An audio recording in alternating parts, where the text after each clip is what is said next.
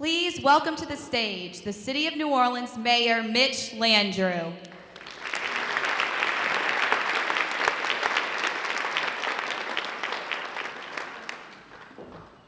Good morning, everybody. How are you? It's so nice to see you. As they say, joy cometh in the morning, huh, Michael? Ladies and gentlemen, help me welcome the General Manager of the Hyatt Hotel, Mr. Michael Smith, who is our host today. I want to welcome all of the elected officials that are with us this morning. Of course, our police chief. I want to begin by thanking the staff of the City of New Orleans, led by my Deputy Mayor, Judy Reese-Morse, and the entire NOLA for Life team for helping organize this event. If y'all could give her a round of applause.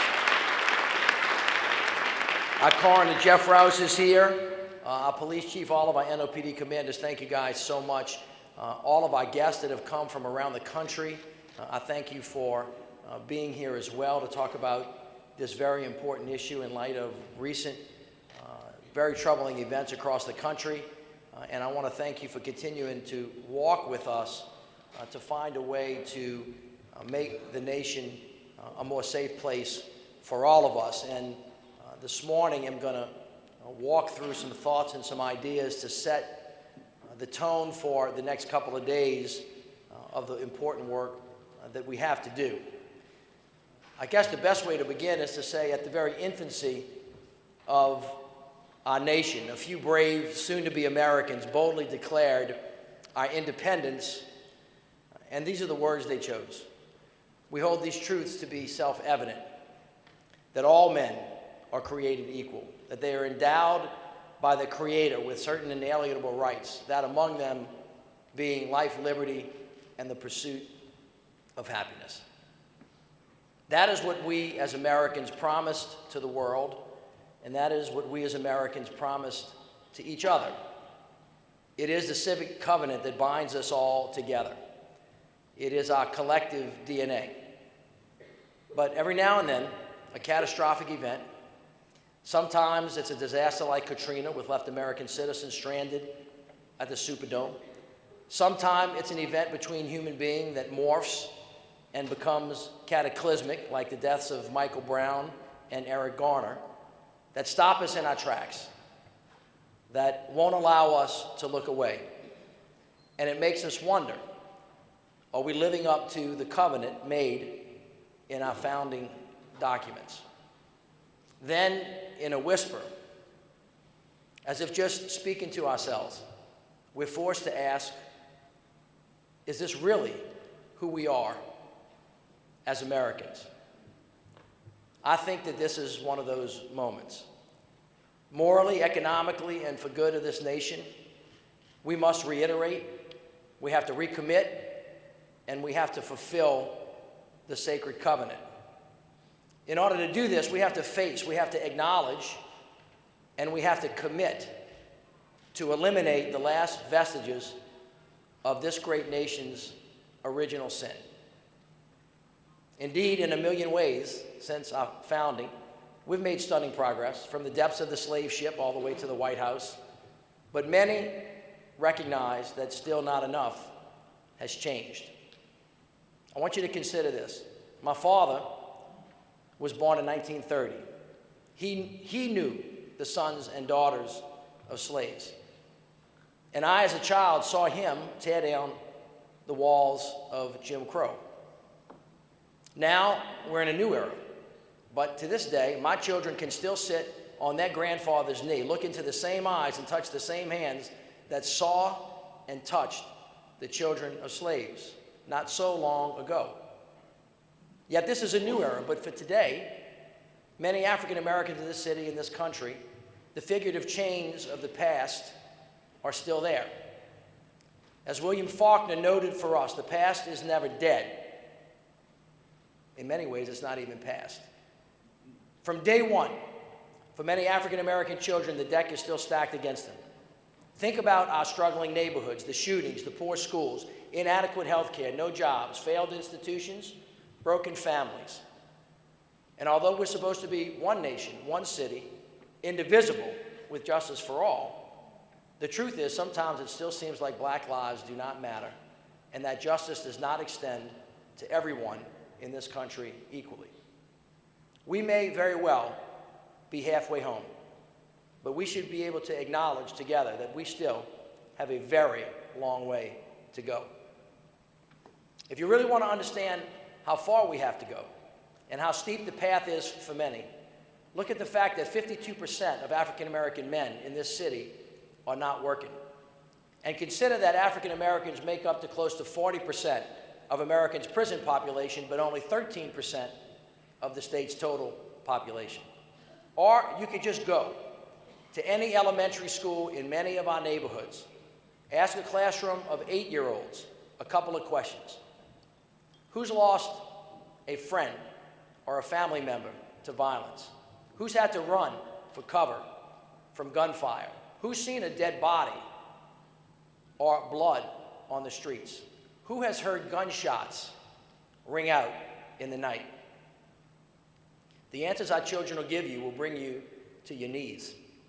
It's a story of innocence lost, a child's wondrous dreams dimmed in the face of a harsh, brutal reality that no one should have to confront at such a tender age.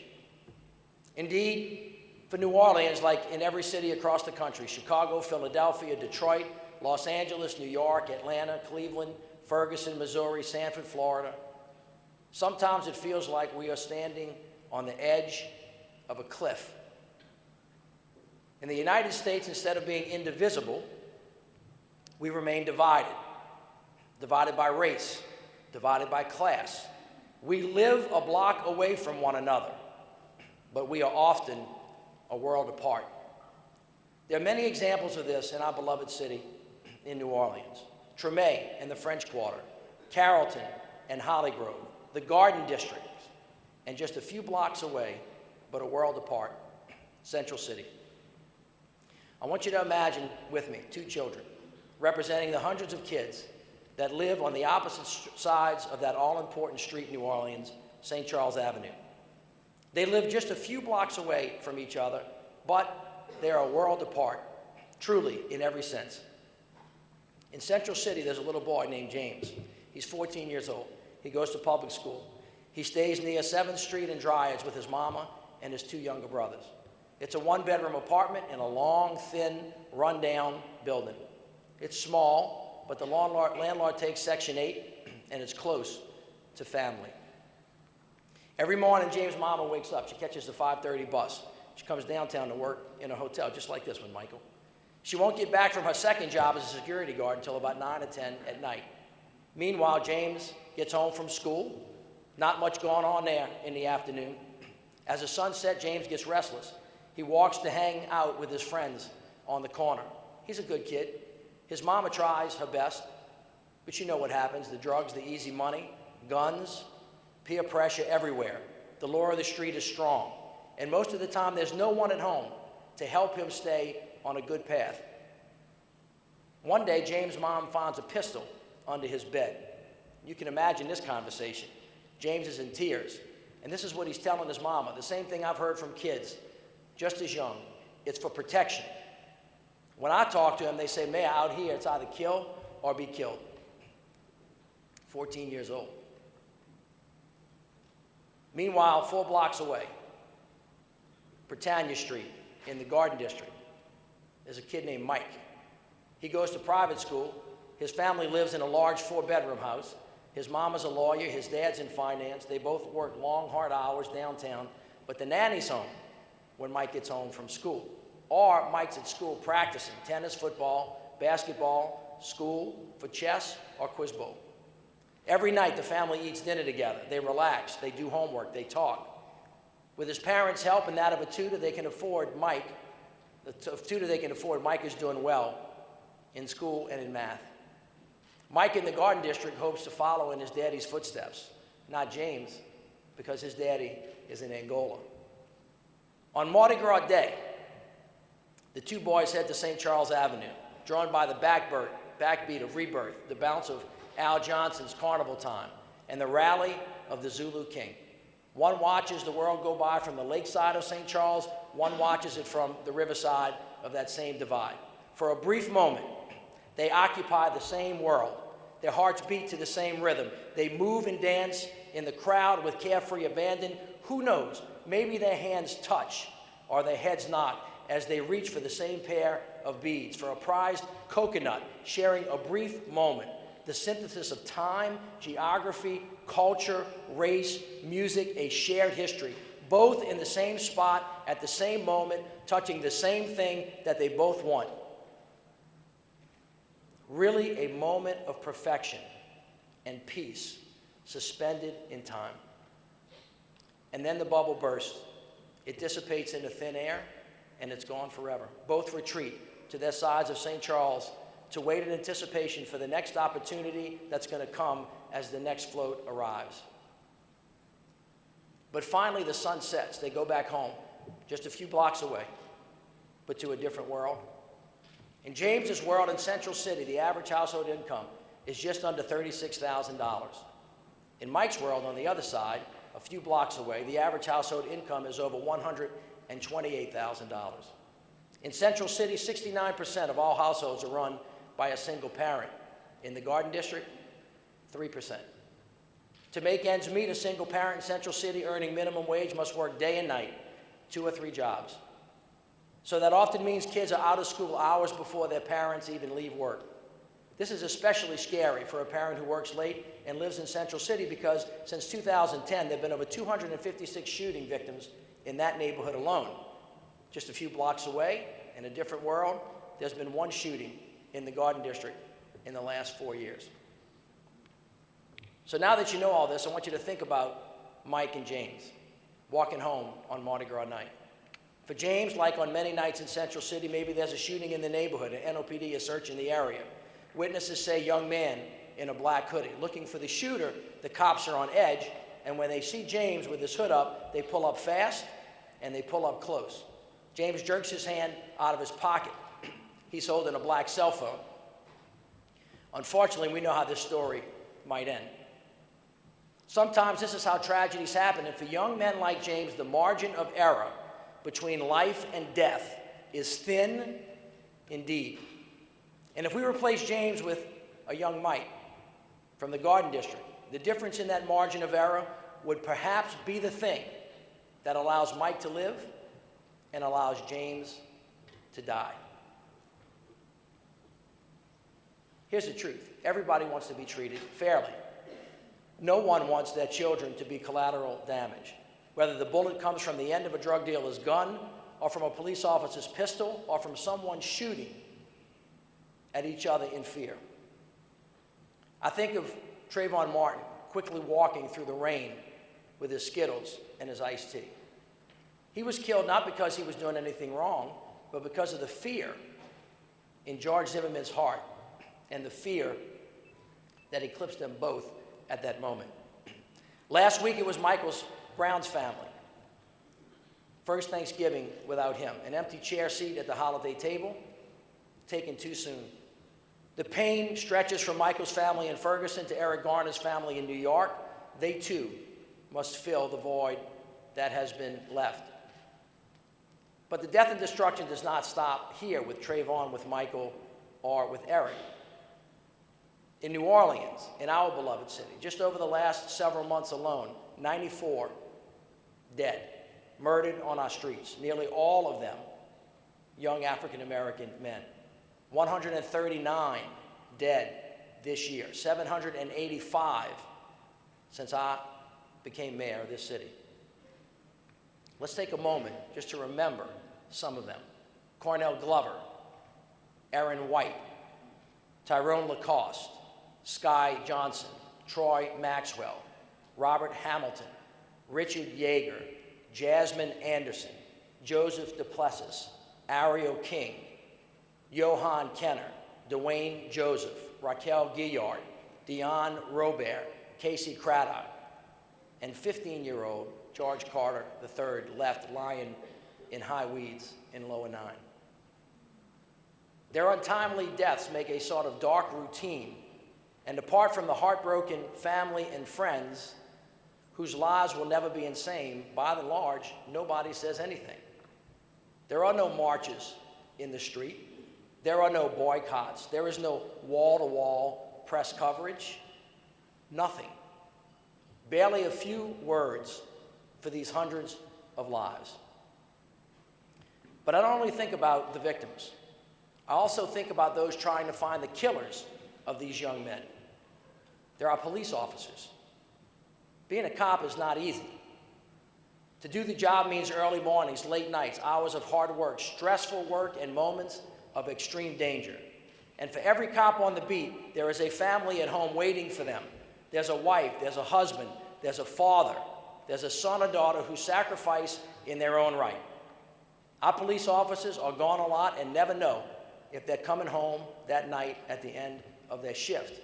And there is reason for them to be worried. The streets are a dangerous place. In 2011, 8 New Orleans police officers have been shot in the line of duty. Officer Terrence Hilliard, Officer Tony Mayfield, Officer Mike Acevedo, Sergeant Sidney Jackson, Officer John Passero, Officer Troy Pichon, Officer Kevin Ducote, Officer Jonathan Smith. Real names, real people. And I also remember Officer Rodney Thomas. He was my friend, the 110th member of the New Orleans Police Department to be killed in the line of duty, trying to help and trying to protect us. The loss and the pain is searing. I want you to think of Rodney's son and his daughter who have lost a father forever. And in the eyes of Miss Rosalind Thomas, I've seen overwhelming grief of a wife who will never see her beloved husband again. And you know what? It's the same look of grief of a mother who loses her child to murder. And just as a community demands an end to the terrible practice of racial profiling, which targets people based on the color of their skin and not by their actions, the community should likewise not judge police officers by their profession, but by their individual actions as well. We need them. They're people too. They're our brothers and they're our sisters. They're our friends. And sometimes they get shot trying to help us. There is no doubt that we have to reform police practices in this country. There is no argument that Americans have the right to protest forcefully and peacefully. But violent protests that burn buildings and terrorize neighborhoods are an injustice as well, and they're not an acceptable way forward in any way. So, let's take a moment and think. There is a tie that binds together the riots of Ferguson and the culture of violence on our streets. Make no mistake, the nightly unrest in Ferguson and the constant murder in New Orleans are part of the same whole, a poisonous fruit harvested from the same tree. We should remember that because it is the truth. Until all lives matter, there are no truths in this country that we can hold to be self-evident. Until we weep and we march for every life that is lost, and until we speak up for each other's claims to unalienable rights, we will not be able to realize peace in our communities and fulfill those lofty promises that were made in the civic covenant of the opening words. Over the last 5 years, my top priority has been to change the culture of violence on the streets of New Orleans to a culture of peace, because each violent act tears at our city's soul, and each murder leaves a wide wake of destruction and a long, long, long line of victims. A child loses a father. A mother's heart is broken. A family is left alone. And in a downward spiral, violence begets violence. The son of today's victim picks up a gun, and tomorrow there are now two tragedies, a perpetrator and a victim. We are losing a whole generation of promise, and these fresh victims live in a cold, mass grave shared by hundreds of thousands of fellow Americans. I want you to think about this. From 1980 to 2014, over 8,000 people, a disproportionate number, African-American men, have been murdered on the streets of New Orleans. That is more people lost to murder in New Orleans over the last few decades than all of the New Orleanians and Louisianans that were killed in action during World War I, World War II, Korea, Vietnam, the Persian Gulf War, the war in Iraq, and the war in Afghanistan combined. So it's been decades of mass murder in slow motion, on the streets of America and on the streets of New Orleans. And this is what I've learned over the last 5 years. It is not too late. This problem can actually be fixed, and we can change. But the solution must go further and higher. It must be bigger. It must be bolder. And everybody, all of us, have a very important role to play. We must work together to bring justice to the streets. Then and only then are we going to have peace. But in the past, and sometimes in the present, far too often, instead of truly grappling with our problems, we all desperately look for quick fixes. We want to get tough. We want more prisons, more guards. We want more guns. But I ask you, how can we live together if we are afraid of each other? That just makes things worse. That said, let me be clear. The hardened criminals who terrorize our neighborhoods, and there are many, need to go to jail. But we can't just arrest our way out of this entire problem. We've actually tried that. It doesn't work. And many nations with fewer people in prison have less crime, they have less murder, and they have less unrest. Nationally, $70 billion is spent every year on corrections. That's about the same amount of money that we spend on the Department of Education. Indeed, on average, New Orleans public schools spend up to $13,000 per year per pupil. To incarcerate one person for 1 year, here, it costs about $30,000. That would get you a first-rate education at a top university. Something is wrong with that picture. It's clear that we need to change our approach. We have to be tough on crime, but you know what? We can be smart on crime at the same time. In New Orleans, to find this better path towards justice, we went to our police officers on the beat. We talked to the murder victims' mothers.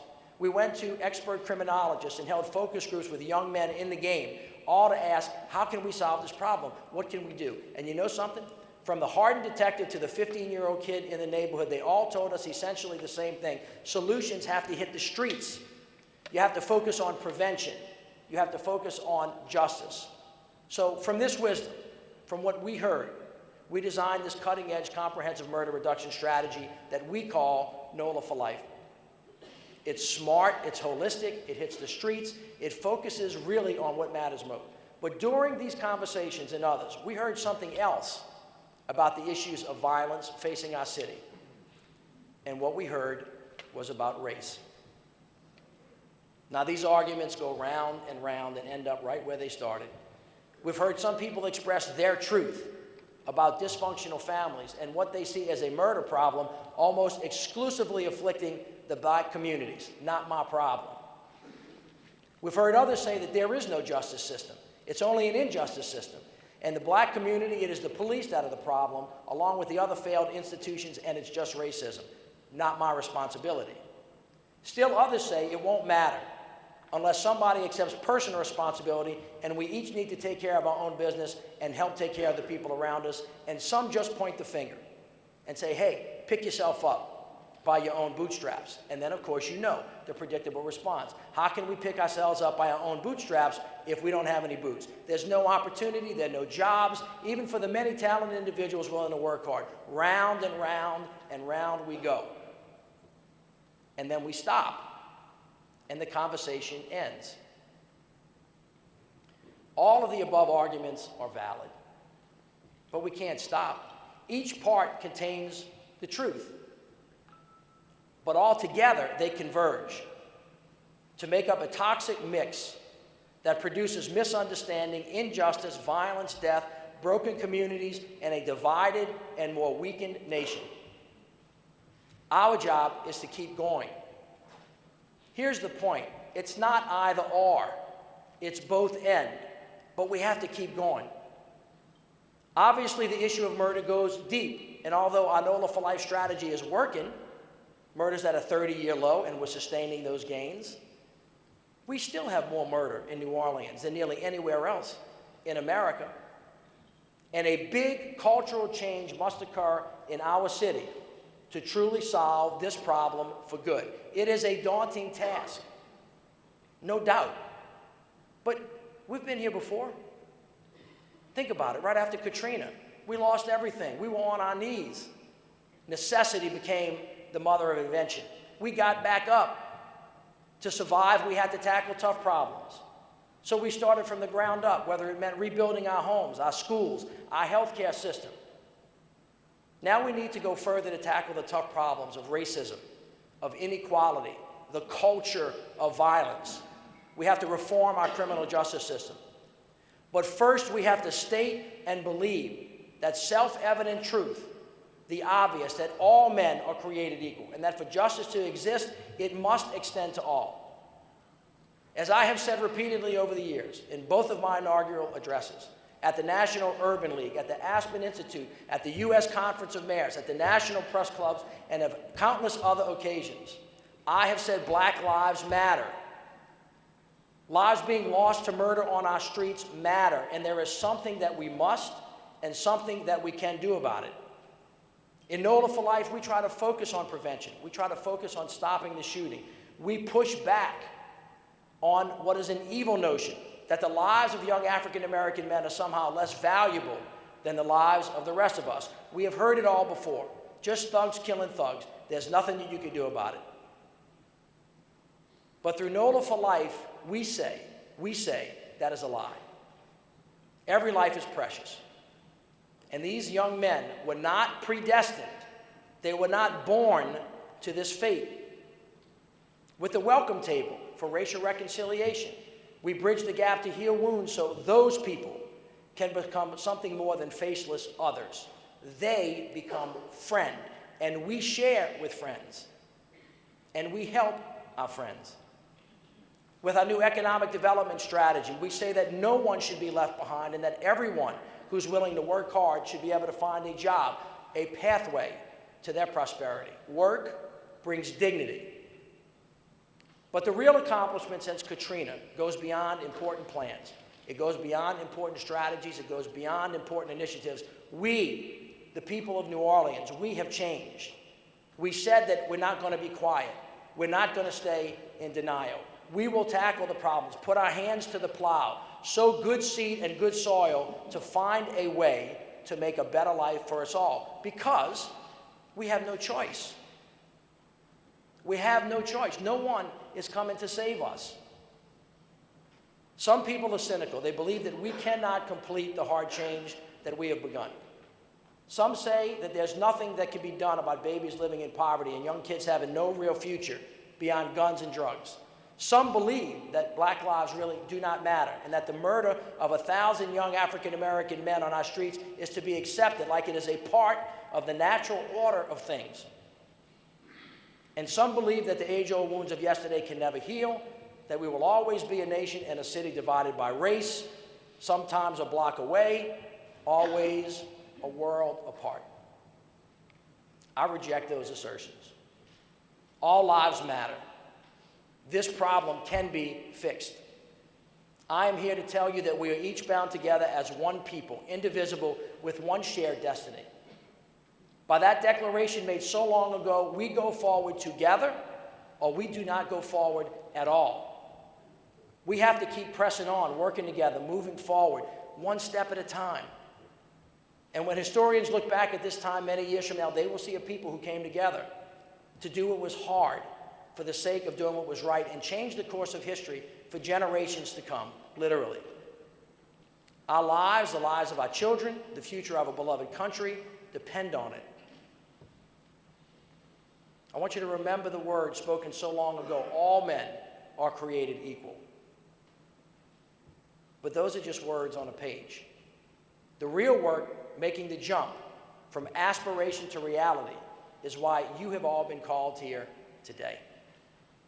It's about taking one step at a time, delivering on the promise as we march together towards that more perfect union. God bless you. Thank you so much.